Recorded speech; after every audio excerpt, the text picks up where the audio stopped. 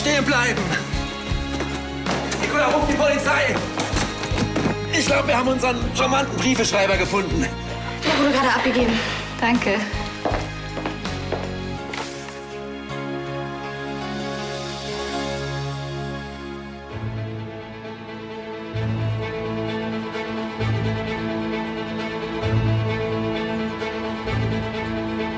Ich habe gemerkt, dass man im Leben mit allem rechnen muss. Und nie davon ausgehen sollte, dass etwas genauso läuft, wie man es sich gedacht hat. Frau von Steigenberg? Oder man erlebt eine Überraschung.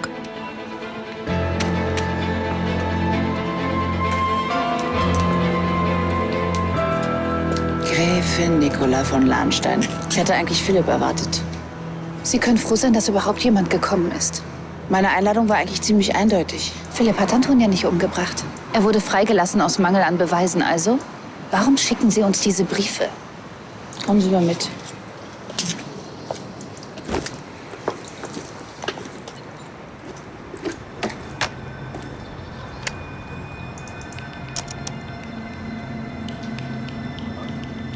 Überrascht. Ich hätte nicht gedacht, dass du kommst. Aber ich wollte dich unbedingt noch einmal sehen. Meinst du das wirklich ernst? Wir beide fangen noch einmal ganz von vorne an? Ich habe nicht mehr daran geglaubt. Darauf sollten wir anstoßen, Champagner. Oh, Philipp. Auf uns. Und auf die Liebe. Wieso schmeckt das so merkwürdig? Was ist das? Was hast du da reingetan? Ist das etwa... Ich dachte, du liebst mich. Das war mal vor langer Zeit. Alles, was ich jetzt noch will, ist, dass du endlich verschwindest. Ich kann nicht mehr. Hilf mir, Philipp. Was tust du? Was ich schon längst hätte tun sollen. Ich bringe dich um.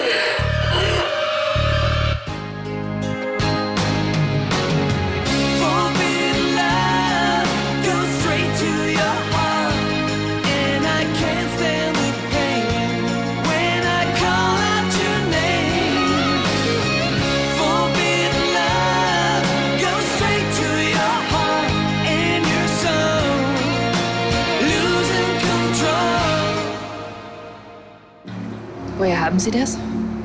Das war auf meinem Anrufbeantworter. Antonia hat offenbar versucht, mich zu erreichen. Und das kurz bevor Philipp an ihrem Todestag zu Besuch kam. Und lässt sie die ganze Zeit mithören? Sie hat doch gedacht, dass Philipp zu ihr zurückkehrt. Ja, aber sie hat ihm nicht getraut. Zu Recht. Und warum ruft Antonia Weber ausgerechnet Sie an? Sie waren doch überhaupt nicht befreundet. Das stimmt, aber sie wusste, dass ich auch ein Opfer war von Philipp, genau wie sie selbst. Und außerdem, an wen hätte sie sich denn sonst wenden sollen? Ich habe sie schon einmal vor Philipp gewarnt. Nikola, der Mann ist gefährlich. Ich musste beim Vorstellungsgespräch nur in die Gesichter gucken. Die wissen alles. Und wenn schon. Die Anklage gegen dich wurde fallen gelassen. Und hey, du hast einen neuen Job. Glaub mir, die wissen bald gar nicht mehr, dass dir überhaupt was vorgeworfen wurde. Und bis dahin werden wir von irgendwelchen durchgeknallten Stalkern verfolgt, die uns nachts im Stall auflauern. Ja, der Typ sitzt da mittlerweile, oder? Ja, er war der Polizei nicht unbekannt. Hoffentlich folgt nicht gleich der Nächste. Jetzt freu dich doch einfach mal, dass du der beschäftigungsfreien Zeit entkommen bist. Wann sollst du losgehen mit dem professionellen Sterne gucken? Der Leiter der Forschungsanstalt meinte, ich soll heute Mittag schon kommen. Da steht die erste Debatte an, wie im nächsten Quartal die Gelder verteilt werden. Willkommen in der bürokratischen Welt der Sparschweine. Ab jetzt, fürchte ich, musst du für jeden Radiergummi einen Antrag stellen. Und ich werde es genießen. Und wieso kommen Sie damit erst jetzt? Antonia ist schon seit Wochen tot. Ja, aber ich bin erst vor 2 Tagen aus dem Urlaub zurückgekommen und... Sind nicht direkt zur Polizei gegangen? Wieso? Ach, Sie wollen also Kapital schlagen aus Antonias Tod. Ist es das? Sagen wir mal so, ich habe meine Interessen. Aber ich glaube, dass Philipp und ich das auch anders regeln können. Sie wollen ihn erpressen. Ganz im Gegenteil. Ich möchte ihn vor dem Gefängnis bewahren. Das sollte Ihnen doch eigentlich gelegen kommen. Sie glauben doch wohl nicht im Ernst, dass auch nur irgendjemand Philipp wegen einer gefälschten Tonbandaufnahme verurteilt.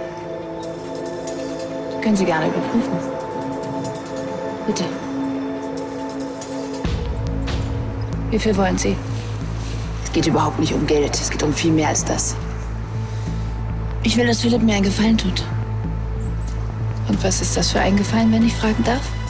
Das würde ich ihm gerne persönlich sagen. Sagen Sie Philipp, ich möchte, dass er heute Abend hier ist um 8, und zwar persönlich. Und was ist, wenn er nicht kommt? Dann werde ich mit dieser Aufnahme direkt zur Polizei gehen. Tschüss.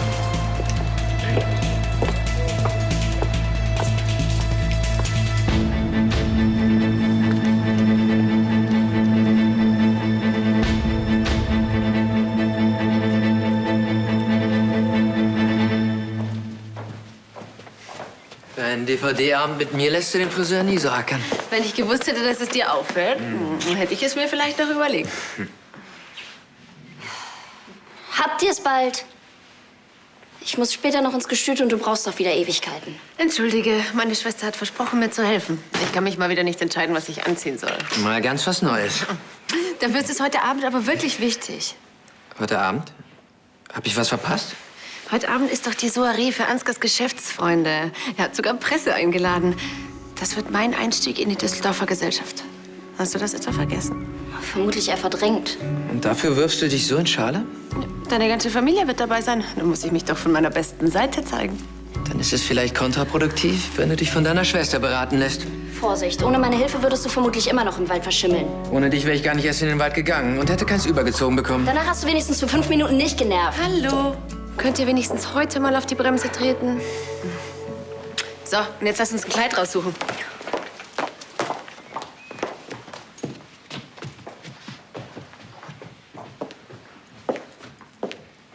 Marlene hat noch kein Kleid für heute Abend? Schön, dass es dich auch überrascht. Meinst du, sie würde eins von mir tragen? Du musst dir nichts borgen. Ihr Kleiderschrank platzt aus allen Nähten. Nein, ich rede von Entwerfen. Ich dachte, du bist auf Taschen spezialisiert. Ich mache alles. Dann schlag ihr was vor. Ich hatte den Eindruck, sie ist für jede Hilfe dankbar, die sie kriegen kann. Hilf mir, Philipp! Was tust du? Was ich schon längst hätte tun sollen. Ich bringe dich um. Scheiße. Und das hat die Steigenberg auf ihrem AP? Und eben reden wir noch davon, dass die ganzen Psychos endlich von der Straße runter sind und euch in Ruhe lassen. Hat er dir von der Stalker-Nummer erzählt? Sag mal, warum bist du damit eigentlich nicht zu Sebastian gegangen? Immerhin war Philipps Anwalt. Tristan, du bist ein Freund und du hast ganz andere Kontakte als Sebastian. Hast du das Philipp vorgespielt? Nein. Ich will ihn nicht damit belasten. Das ist sowieso eine Fälschung. Und was sagt die Steigenberg? Naja, dass es echt ist. Sonst hätte sie ja nicht damit gedroht, zur Polizei zu gehen. Dann hat Antonia weitergedacht, als wir es jemals befürchtet hätten. Sie hat das Ganze inszeniert und dieses Band gefälscht. Möglich. Sie schneidet alte Aufnahmen von Philipp und sich zusammen oder findet jemand, der seine Stimme imitiert. Ja, und spielt es der Steigenberger auf den Anrufbeantworter. Antonia konnte natürlich nicht anders, die erst mal ein paar Wochen auf ihre Finger fährt. Und das Verfahren gegen Philipp in der Zeit eingestellt wird. Tristan, wenn dieses Band der Polizei in die Hände fällt, dann wird dieser ganze Fall wieder aufgerollt. Und zusammen mit dem Tagebuch deutet alles darauf hin, dass Philipp wirklich der Mörder ist. Bitte, wir müssen beweisen, dass das Band eine Fälschung ist, damit die Steigenberg nichts mehr gegen uns in der Hand hat. Und vielleicht will sie noch mehr Kleider haben. Sie ist bestimmt dauernd auf Premieren. Na ja, erst einmal muss ihr ja das hier gefallen. Hast du sie denn schon gefragt, wann sie sich's mal anschauen möchte? Nein, ich will sie überraschen.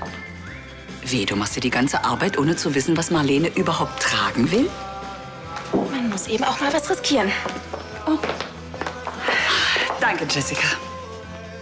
Was ist denn das für ein Fummel? Ist jemand gestorben? Das nennt man schlichte Eleganz, Jessica. Naja, schlicht muss ja nicht gleich öde sein, ne? Ich kenne deinen Geschmack und jetzt rate mal, warum ich dich nicht um deine Meinung gebeten habe. Lass dich nicht verunsichern. Aber glaubst du denn, dass diese Art von schlichter Eleganz auch zu Marlene passt? Ja, dann wird ihre Persönlichkeit nicht von dem Kleid erschlagen. Wenn ich mir das nur vorstelle.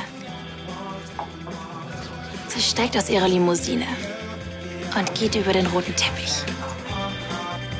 Überall Fotografen, die schreien, Frau Wolf, Sie sehen großartig aus, was tragen Sie da?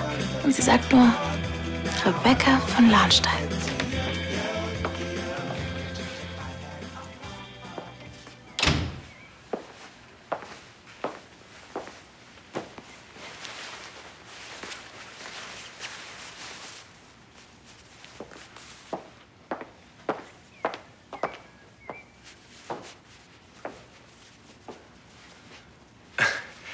Rate mal, wer vor dir steht.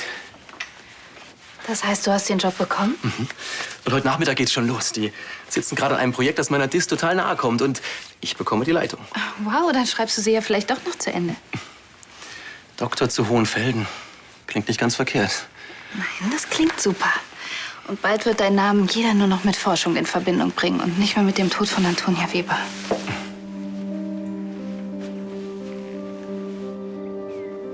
Und was ist mit dir? Du bist heute Morgen so schnell verschwunden? Ja, ich musste kurz ins Atelier.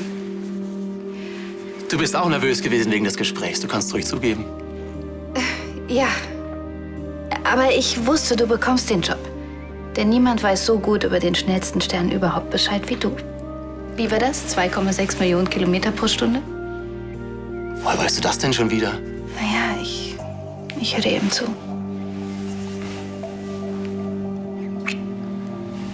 Essen wir später zusammen. Ich will dir meinen ersten Tag schließlich en Detail erzählen. Ja. Philipp. Viel Spaß.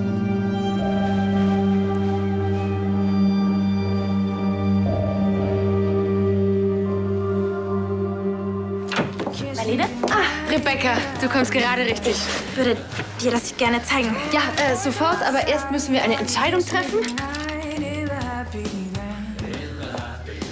Ich habe überhaupt nichts anzuziehen. Oh, stimmt, absolut erschütternd. Du bist ein Fall für die Wohlfahrt. Gehören die alle dir? Ja, wahrscheinlich habe ich nicht zu wenige Kleider, sondern zu viele und kann mich darum nicht entscheiden. Welches findest du besser?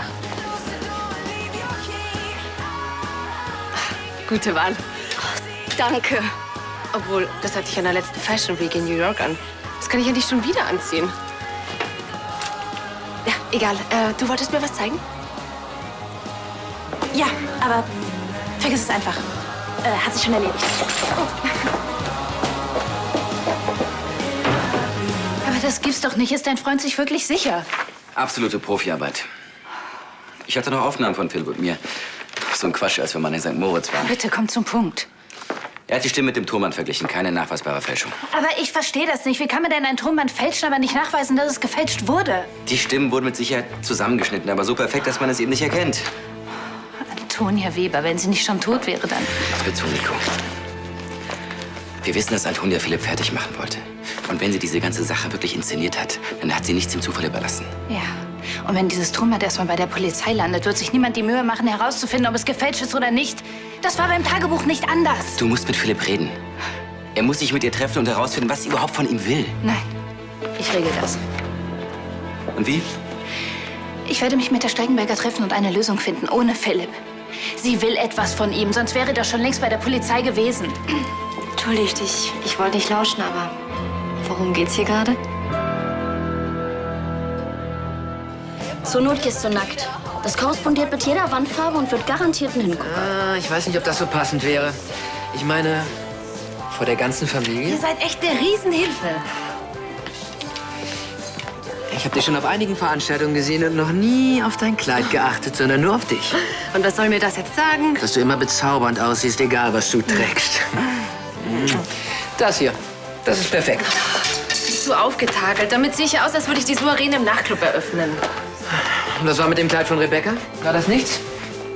Welches Kleid von Rebecca? Ich hatte den Eindruck, dass sie dir was nähen wollte.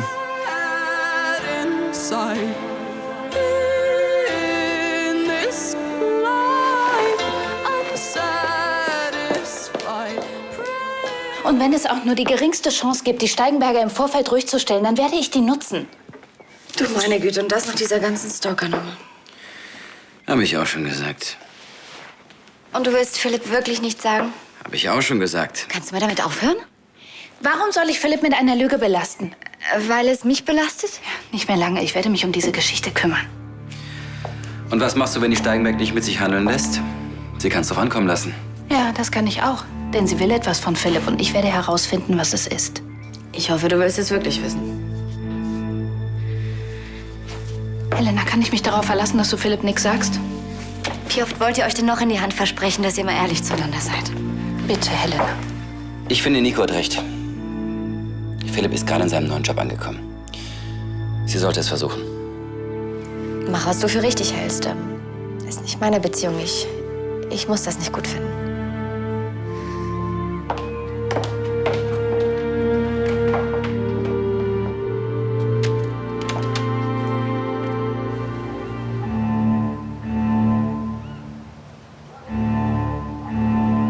gar nicht sagen, wie froh ich bin, dass wir heute Abend für uns singen werden. Das wird für meine Geschäftspartner sicherlich unvergesslich. Stimmt alles, Kunstbanausen. Geschäftsleute interessieren sich doch nur für Zahlen. Mit Musik habe ich schon ganz andere Kaliber weichgeklopft. Das glaube ich gern. Verraten Sie uns, was Sie singen werden.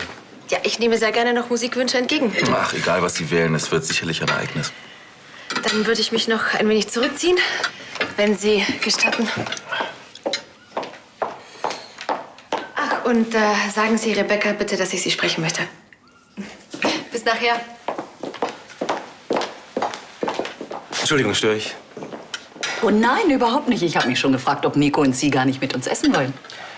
Wie war dein erster Tag am Forschungsinstitut? Ja, das würde mich auch interessieren. Moment mal, der Prinz arbeitet? Interessant. Der Tag war super, aber ich würde den Rest ganz später erzählen. Halleluja. Kannst du mir sagen, wo Nicola ist? Ihr habt doch heute zusammen gearbeitet. Nico musste noch was erledigen für ein Shooting, aber sie kommt bald wieder. Sagt ihr Bescheid, dass ich in der Orangerie bin? Klar. Schönen Abend noch. Danke.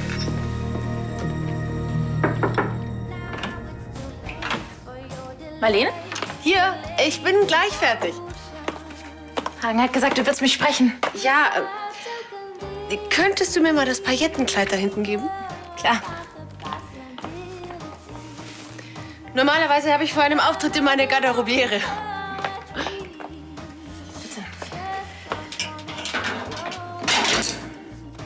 Oh, verdammt.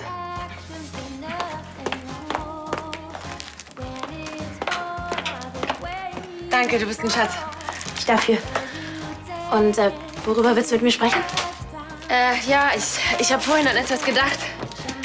An mein erstes Casting. Ich dachte, die haben alle nur auf mich gewartet. Und dann habe ich auf der Bühne die anderen Mädchen gesehen. Ich dachte, ich kann auch gleich nach Hause gehen. So gut wie die werde ich nie werden. Das Gefühl hat man auch am Anfang immer, oder? Ja, vielleicht. Allerdings hatte ich bis dahin ein Selbstbewusstsein für 10. Zumindest, wenn es um die Musik ging. Kurz bevor ich mit Vortanzen an der Reihe war, bin ich aufgestanden und rausgegangen. Ich dachte, die Blamage erspare ich mir lieber. Ich habe mich auf den Flur gesetzt und geheult. War bestimmt ein Scheißgefühl. Ja, frag nicht. Und genau in dem Moment kam auch noch der Tanzcoach vorbei. Und haben sie dich dann rausgeschmissen? Nee. Die hat gleich kapiert, was passiert war. Und anstatt die Nase zu rümpfen, hat sie gesagt, keine Angst. Selbst wenn du die Rolle nicht bekommst, es gibt noch so viele Gelegenheiten. Das hat mir in dem Moment so viel Mut gemacht, dass ich wieder reingegangen bin und den Regisseur um eine zweite Chance gebeten habe. Er hat sie mir auch tatsächlich gegeben. Und? Hast du die Rolle bekommen? Nein. Aber ich habe mir damals geschworen, auch mal jemandem eine Chance zu geben.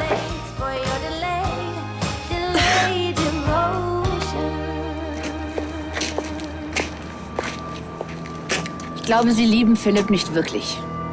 Doch. Deshalb bin ich hier. Sagen Sie mal, wie kommen Sie eigentlich auf die Idee, dass ich mit Ihnen Geschäfte machen würde? Nehmen Sie es mir nicht übel, Gräfin. Aber dazu fehlt Ihnen noch einiges. Sie meinen Philipps Format? Nein, seine Verschlagenheit. Wieso lassen Sie es nicht drauf ankommen? Ich denke, ich könnte Sie überraschen. Du, das weiß ich nicht. Das ist eine Überraschung. Also lassen wir uns überraschen. Danke, dass du das Kleid trägst. Du siehst wirklich umwerfend aus. Rebecca, nur weil ich dein Kleid trage, heißt es noch lange nicht, dass es perfekt ist. Es ist gut. Aber gut reicht eben auf Dauer nicht. Toi, toi, toi.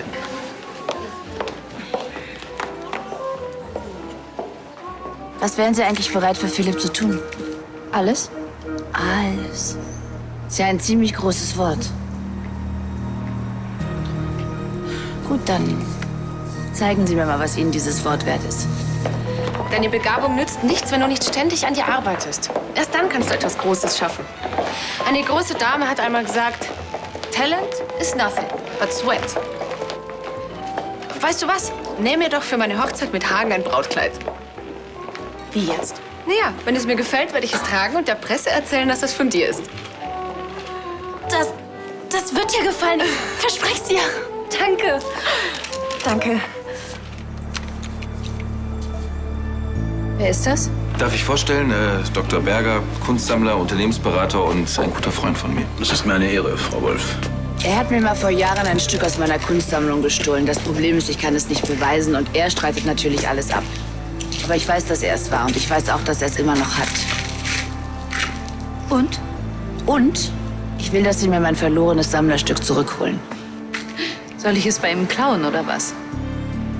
Nein, sowas würde ich eigentlich Philipp vorschlagen, nicht Ihnen.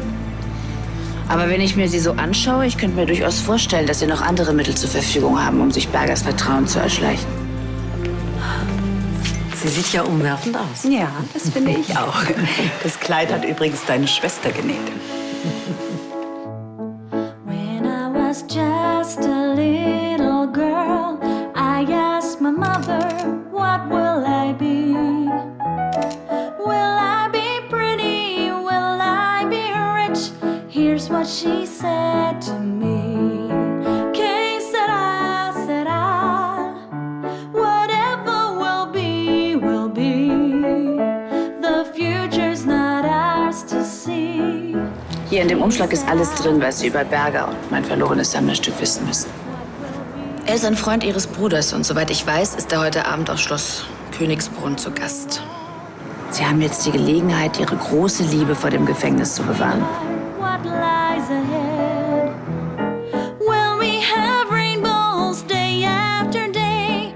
Here's what my sweetheart said. Que sera, sera. Whatever will be, will be. The future's not ours to see. Que sera, sera. What will be, will be.